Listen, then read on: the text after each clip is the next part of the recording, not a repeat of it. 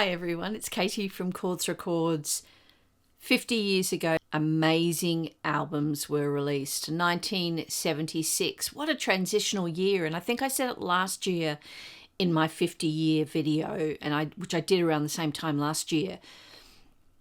But this really was, as I was going through all the albums, I realised it was such a junction, and it really was the year where things were being left behind, that kind of sort of rock and roll, classic rock and roll was being left behind, and we're totally moving into punk, moving into disco, moving into funk.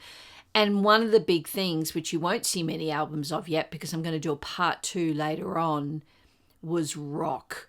Rock albums really took off. Things like Thin Lizzy's Jailbreak, just so many great albums. So here are 19 albums, and I've chosen 19 just because that's where I landed, albums that were released 25 years ago. I haven't ranked them, but I've sorted them into categories. And the first category is debut albums. What albums debuted 50 years ago? And this blew my mind because I'm going to feature about 5, and they range from funk to folk to rock and roll. So here we go. And the first one is just that. It's the debut album of Tom Petty and the Heartbreakers. So this album released in 1976, 50 years ago, was the first album of Tom Petty. Unbelievable. It's a really well-known album cover, but the actual songs, it wasn't a huge success. And it's unbelievable to think that it wasn't until maybe 13 or 14 years later, in 1989, that he released his first solo album with those classic tunes like Free Falling. So it's a great album. It's not my favourite Tom Petty and the Heartbreakers album. And you can still hear it tethered into the past. It's tethered back. So classic rock and roll chord progressions, a little bit doo-woppy for my liking. But there are some amazing tracks on here. And of course, the final track on here, American Girl, which he went on to perform at so many live gigs over the years. But the beautiful Tom Petty, Gone Too Soon, this was the debut album. All right, the next debut album from the year 1976 is an absolute banger of an album, and this really foretold what was to come, and it's The Runaways with Joan Jett. What an amazing debut album. And this almost was like a precursor to those kind of formulated pop bands like the Spice Girls or all those boy bands. It was actually a manufactured band by a producer, and pulling together these bunch of girls. They were all teenagers, but even at the age of 17 and 18, they had musical chops. They could play guitar riffs. They could play drum riffs as good as the boys, and that was their point. They wanted to prove that they could be the Aerosmith of but a girl band. They could be irreverent. They could be sexy, and it is really, it has stood the test of time. You can hear real punk roots in this band for mine. Like when you hear it, and when you hear Cherry Bomb, that opening track, and how kind of rhythmic it is, it's just fantastic. And shout out to Dylan from Noble Records. This was one of the Voice of America pickups I acquired, and it was in such great condition. So that's The Runaways, debut album. Right, the next album is funk, and it is the Brothers Johnson, their debut album. They weren't hugely successful. They didn't last that long, and they went on to have separate careers. But this album is just absolutely funk on wax. Of course, Louis and George Johnson Louis actually went on to play bass, I think, on Michael Jackson's The Thriller. This album was produced by Quincy Jones, and they had played as session musicians, I think, on a couple of maybe Quincy Jones tours or albums. But this debut album from the Brothers Johnson, it's got the classic track, Get the Funk Out of My Face, and it's just pure funk. One of the standout tracks on here is the Beatles Come Together. For me, it's how, like, it's amazing the Beatles wrote that song, because when you hear them do it, it is just an absolute soul and funk track. And it's a treat to listen to. So this was the debut album from these brothers. There was a third brother that was, I think, briefly with the band, but that is Louis and George Johnson, the Johnson brothers. Right, 50 years ago today, punk really began. And I know there'd been kind of hints of it with Patti Smith the year before with Horses and a few, the Velvet Underground and a few bits and pieces. But then this, and dare I say, iconic album was released, The Ramones. Oh my God. For me, this is the foundations of punk. It is is it one of the debut albums of all time? I don't know. Honestly, one of the greatest albums of all time. It's and that fantastic photograph of those guys leaning up against a brick wall in New York. It's just such an amazing album. This is a beautiful copy. This is an original, which I picked up maybe a year or so ago, and I am so lucky to have this album. Released on Sire Records. Everyone knows this album. It's just the tracks. Obviously, the opening track of the Blitzkrieg Bop it's probably the most famous one. And if you're not super familiar with the Ramones, put that on. You'll go, oh yeah, hey, sorry about that terrible rendition. When you put it on, it'll be familiar. You will have heard it. It's sort of lingering in the universe at some point. But some of the tracks on here, there was almost a ballady song, "I Want to Be Your Boyfriend." It almost had ballad kind of cues to it. But they're all just absolute bangers and tight musicians. Absolutely iconic. All right. So the final debut album I'm going to feature in this little batch, 50 years ago today, the most beautiful Canadian folk singers, Kate and Anna McGarrigle. Kate McGarrigle's no longer with us, unfortunately, but they debuted this stunning album, just self-titled. And it's hard to describe what a occasion this was, or how big this album meant to so many and how influential it was at the time. It was probably, in the end, their most successful album, their most popular album. They're two sisters from Canada. They're the mother and aunt, respectively, of Rufus Wainwright, Martha Wainwright, Lucy Wainwright. Married to Loudon Wainwright III at the time. The song on here that's probably maybe the most famous, "Heart Like a Wheel" by Anna McGarrigle, singing it. Wrote it. This song went on to be obviously covered by Linda Ronstadt, who named her album "Heart Like a Wheel," and they were often collaborators. But on this album, you've also got the first song, "Kiss and Say Goodbye," features Lowell George from Little Feat. It does feature some vocals by Lowell George is actually on a couple of them. It features Loudon Wainwright. An absolutely brilliant album, very popular in Britain, and yeah, set these up as folk legends. debut album, 1976. Right. The next batch, which I couldn't kind of ignore, are what I'm calling chart toppers. This is not all the chart toppers, but I just picked a few because I thought 76 was a pretty great year. And the first one, an absolute orchestral pop masterpiece by Jeff Lynne and the Electric Light Orchestra, A New World Record. 1976, 50 years ago. Telephone line.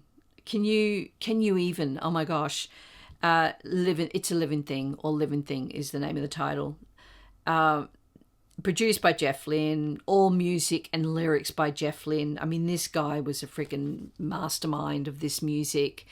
And for me, this is just pure mid-70s orchestral pop. I absolutely love this album. Obviously, English rock band. Actually, a fun fact about this logo. This was the first time it was used, and we kind of all recognize it now. But it was created by John Koch, and he was an incredible English art director. He actually was the creative art director for Abbey Road, and Let It Be, amazing Beatles albums, and went on to be, I think, creative director for Apple Records. But yeah, he designed that logo, which is so iconic. I just that album cover for me, A New World Record. The next chart topper, and I couldn't do a video of albums from 50 years ago without featuring this album, and you guessed it, it's Eagles, Hotel California. First of all, let's start with this amazing, famous cover, the photograph of the Beverly Hills Hotel, where it kind of epitomizes California. And in fact, the band themselves have said this is a concept record. It was supposed to be what California kind of symbolized at the time in America. And it was moving away from that kind of 60s love, peace, and it was sort of moving into a kind of a more decadent, slightly dangerous time, and kind of innocence was being lost. And I think that's what the album was supposed to be portraying. Whether it succeeded or not as a concept record, I'm not sure. But everybody knows this album. This is my beautiful Spanish album that had actually, this isn't a hype sticker. This is actually printed on the actual album cover. #1, USA. Beautiful. A beautiful album. We all know it. I won't say too much more about it. But that 50 years ago, can you believe it? And for many years, this was used as one of those kind of test records, I guess, to test hi-fi systems. Just the production on it was so beautiful.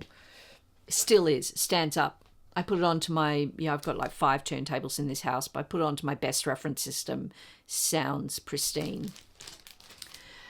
This one was a real surprise for me. We're still in chart topper territory. And this one was Al Stewart, Year of the Cat. Hands up. Put in the comments below whether you love it or hate it. I would never have considered buying this album until, I think it was a year ago. I did a video on it at the time. I went into a kind of a record shop. No, a record shop, a charity shop. And they had like 9 or 10 records for $3, and I bought the lot, and this was included. And I thought, oh God, okay, I've got to take it all. And I hated this song when I was a kid. Hated it. It was played to death. I had no concept of who he was. I didn't care about him. I knew the cover, but I've never ever given it a second chance in all these years. So that was 50 years ago. This album was released, and it was the 7th studio album by Al Stewart. He's obviously part of that British folk invasion from the late 60s. And I couldn't believe it when I played it. could not believe how beautiful and jazzy and crafted these songs were.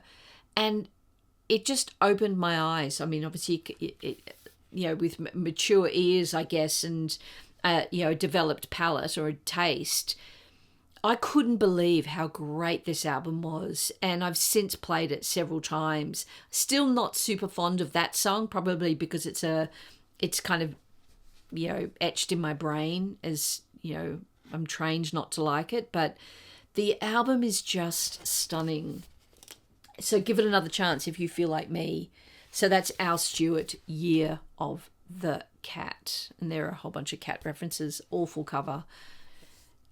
And of course, I should mention, it was produced by Alan Parsons, this album, and you can tell. And again, this was another reference album at the time because it had been so beautifully produced. Another reference album for, high-end systems.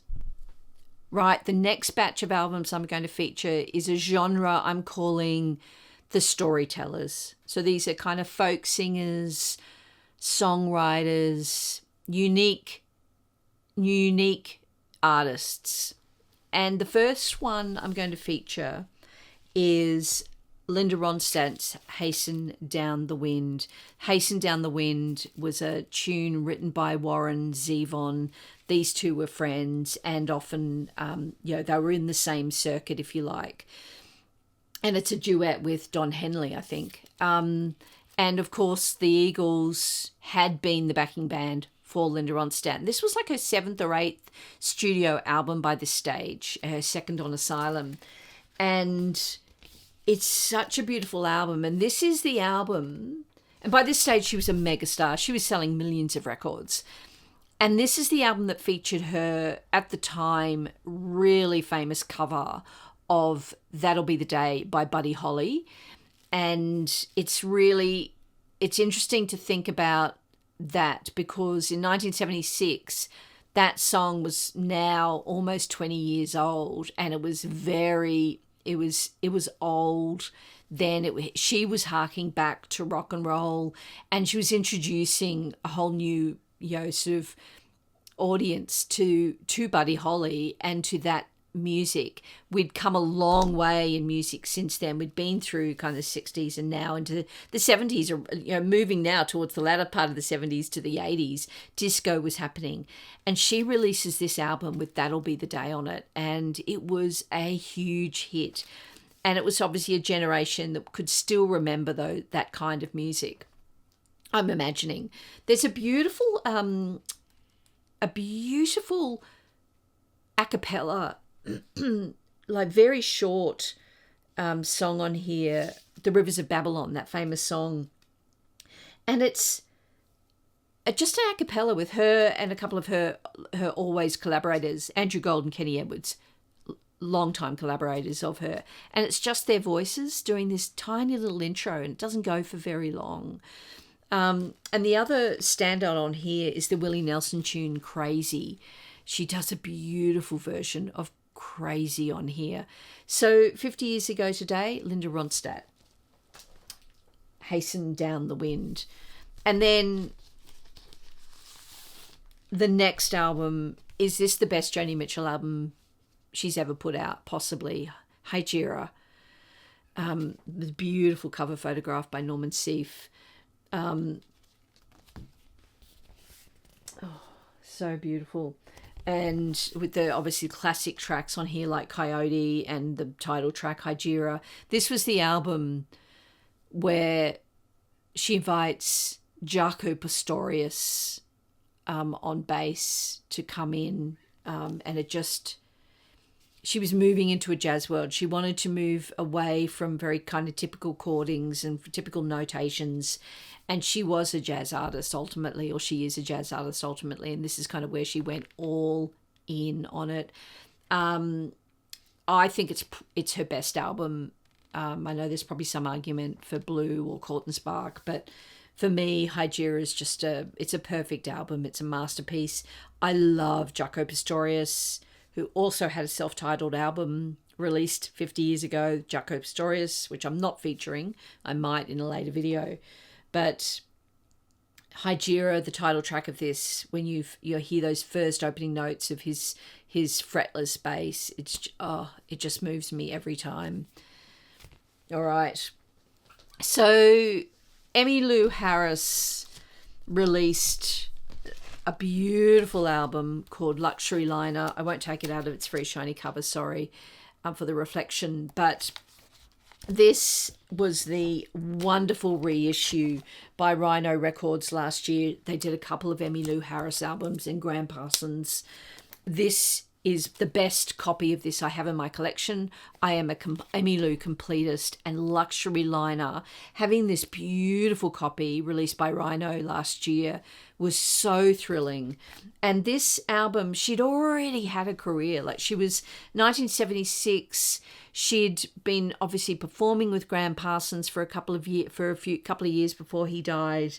They'd fallen in love. She'd released her debut album, and now she was on to her fourth studio album, which was this one. She'd just released Elite Hotel the year before. And honestly, this album, Luxury Liner, the opening track written by Graham Parsons, who she continued to mourn and to honour in her music, is just an absolutely beautiful, poignant album. One of the tracks on here is a cover version of Pancho and Lefty, which is obviously the Town Van Zandt, beautiful, poignant, heartbreaking ballad of two aging outlaws. And it was the first time that song had been covered, and it went on to be covered many times and kind of find a life of its own. But she was the first person to kind of cover it. It's a stunning rendition. Okay, continuing in my storytellers genre, this compilation album, Wanted the Outlaws, was a really interesting country album that came out. It's a compilation album with Waylon Jennings, Willie Nelson, Jesse Coulter, who was married to Waylon Jennings, and Tom Powell Glaser. And it was a I won't go into the story about how this all came about, but it ended up being one of the, if not the biggest selling country album of all time. And it was reaching into the back catalogue of all these artists. Some of them were like 4 or 5 years old, these songs, but country music had reached a point, and there'd been a little bit of an awakening by Waylon Jennings and Willie Nelson, and this new outlaw kind of genre that they'd created, or that their fans had kind of had created, and the marketing around it kind of propelled this into a supersonic success. And it features things like My Heroes Have Always Been Cowboys, a great Waylon Jennings song, Honky Tonk Heroes, Waylon Jennings. One of the big hits, Suspicious Minds, was the duet between Waylon and Jesse Coulter, but that had been recorded like in 1970 and released. Done nothing. Put on this album, huge hit. The Good-Hearted Woman, the Waylon and Willie single duet from here, amazing. You can't underestimate how successful this album was, and what it actually did to country music at the time. Kind of changed the course of what country music had been. So an amazing album. And fun fact, this album was one of the very first reissues on CD that ever came out in 1984. So one of the first CDs that ever came out when CDs were a thing. All right. And then finally, kind of rounding out this storytellers. Oh no, I've got two more. Rounding out this storytellers genre. One of the greatest albums of 1976 in my mind, and probably one of my favorite Bob Dylan albums, Desire. And it has my favorite Bob Dylan track on it, Hurricane. About the amazing story of the boxer who was convicted of a murder that he protested his innocence on, and Bob Dylan wrote this gorgeous account and song about it. And he was ultimately, I think, pardoned, or he was found not guilty many years later, I think is the story. But that is a 10-minute like masterpiece. It's a perfect song in my mind. It's classic Bob Dylan. It is such a great tune. Emmylou Harris, funnily enough, obviously they're all hanging out in this time, 1976. She features on this album. I think it was a little bit of a haphazard recording, and she duets on One More Cup of Coffee. I think she might have done overdubs on it, but she's the duet partner on it. She actually had the backing vocals on Hurricane, which is famously noted, but it was removed later on. I've never heard the original. I don't know if it's ever been released. Let me know in the comments if it has. Wouldn't that be wonderful to hear? I wonder if it has been released. So that 50 years ago today, this iconic album, Hurricane, again, this is my original it's a New Zealand issue from my New Zealand days. All right. And then finally rounding out this genre of the storytellers, Joan Armatrading, the beautiful British singer-songwriter, released this self-titled album in 1976. This was her third studio album, but it was really, for me, her breakout album. We have all her albums. She's a very, very, very clever guitarist and songwriter. There's really been no one like her before or since. She's very individual and very unique. And it was produced by Glyn Johns, who produced a lot of her music and has since said I think they're still friends. I think they live around the corner from each other. These are in his top albums he's ever produced. In this album, it was very lo-fi and it's very beautiful, and he brought in people like Kenny Jones on drums from The Faces and Small Faces, and Jerry Donahue from Fairport Convention to play on it. It was a very tight unit. There were only about 5 musicians throughout the entire album. And if you listen to it now with the ears of 2026, it really stands the test of time. This is the album with songs like Down to Zero, Love and Affection, Save Me. It was such a famous album at the time. I can't believe it's 50 years old, and that it was made in the same year as the Ramones. So it's just such a melting pot of a year of all these different musical genres just splitting and taking off in different directions, whereas it had been quite homogenous kind of in the 60s and early 70s. So really, really fantastic. And obviously with the early 70s, you started getting a little bit more rock and roll and psych rock and prog rock and all the bits and pieces. But then it really started splintering out, and people were able to return to or reimagine or start new things and splinter out into different genres. Absolutely love this era of 1975 and 76. And I don't think there's been another pivotal moment like it since. Right. The next little mini genre I'm doing is kind of like a soul, blues and jazz, talking about splintering out and returning and kind of wheelhouses. This was a year where there was kind of this very funk, soul, kind of blues re-explosion that was then kind of splintering out into disco. But one of the albums that I absolutely love from this year was from an amazing blues guitarist. And this one I think was like maybe his third or fourth album. No, it was his 6th studio album. Rory Gallagher. So like the amazing Irish singer, guitarist, blues guitarist. And this album, Calling Card, this is my Japanese copy I picked up a little while ago. This, from the opening kind of riff, the drums, and then the guitar kicks in. There are some classic cuts on here, but you can put this on in the background and eventually someone will go, who is this? Like, it's just a masterpiece of blues music.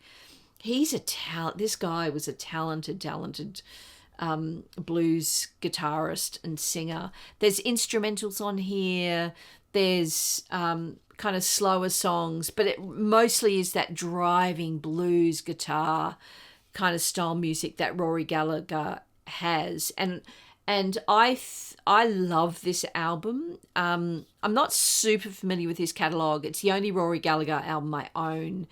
I've streamed all his music, but I particularly love this one, which is why I picked it up on vinyl.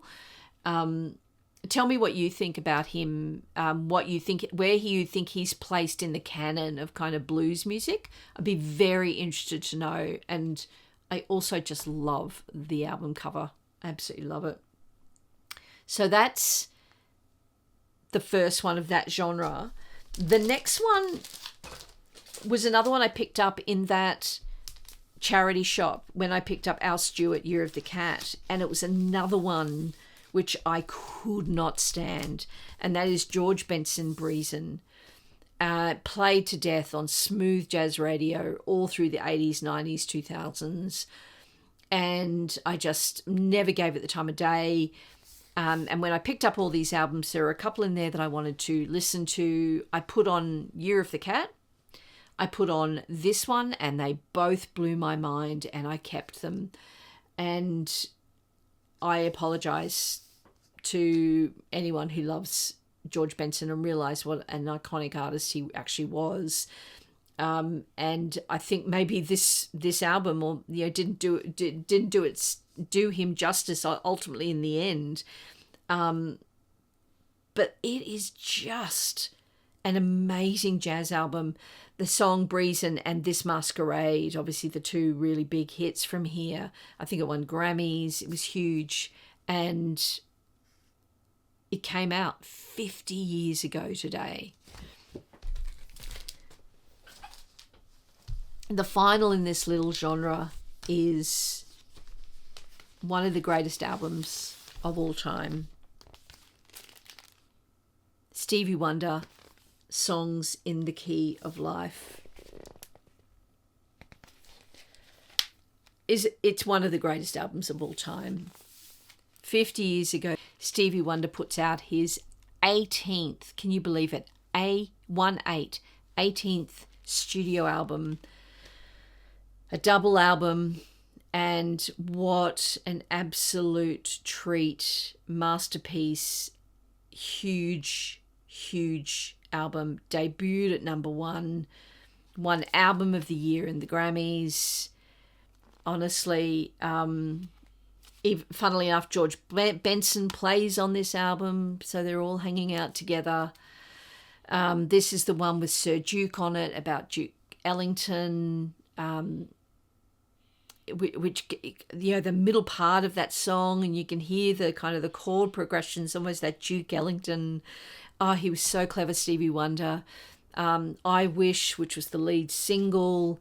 And what I love about this album, actually, and I was playing it the other day in preparation for this video, is he didn't conform to kind of radio length songs. So some of them are like under 3 minutes, and then some of them are over 8 minutes. Stevie Wonder just did Stevie Wonder. And it's one of my favourite albums in my collection. It is one of my favourite albums of all time. I mean, we all know it. Songs in the Key of Life. My goodness. This was my original copy with the booklet. Right, I've got only two more, and I'm calling these two the individuals. And that is the first one. If you watch my videos enough, you know I collect Patti Smith, have all her albums. And this was her second album, 1976, Radio Ethiopia. It's probably one of my least favourite Patti Smith albums, but I couldn't not do a I couldn't not do a 50 years ago today, 1976, without featuring this album. This was the follow-up to her hugely successful debut album, Horses, in 1975. And I want to read you a quote because I thought this quote sums it up. And it's from a music critic of the time, William Rollman. And it says, "With Radio Ethiopia, Smith and her band encountered the same development problem the punks would. As they learned their craft and competence set in, they lost some of the unself-consciousness that had made their music so appealing." And I thought that sums it up perfectly. It was a bit too try-hard. And that happens with so much art. The naivety of new artists, and punk truly was an artistic form. When they get really good at their craft, you lose the rawness and the roughness around the edges. And I think that's what happened with this album. Still love it. Still have it in my collection, but probably my least favourite Patti Smith album. But came out 50 years ago today. And then finally, The Thin White Duke. David Bowie. This was his Thin White Duke era, the launch of it. Station to Station. What an absolute brilliant genius artist. And 50 years ago releases this album. He subsequently said over many years that he didn't remember too much about it, the production of it. He was at the time a drug addict. He was in a bit of a haze. The cover shot is from The Man Who Fell to Earth, still from the film he was in. The album was made around that era. Golden Years is one of my favourite David Bowie tracks ever. If I was ever to do a favourite David Bowie track listing, that would be in the top 3, I would think. And it's a short album, but a really special album from 1976. Thank you for watching this. This will be a part 1. There are so many more albums from 1976 which absolutely deserve a mention, are in my collection, and I will do that. Tell me what your favourite albums are in, and if I don't know them, I might see if I can get them. There are so many albums from that era which I think probably deserve kind of a reissue, maybe even. A few of these have come out, and if you like this video, please subscribe, give me a thumbs up, and I'll see you in the next one. Bye.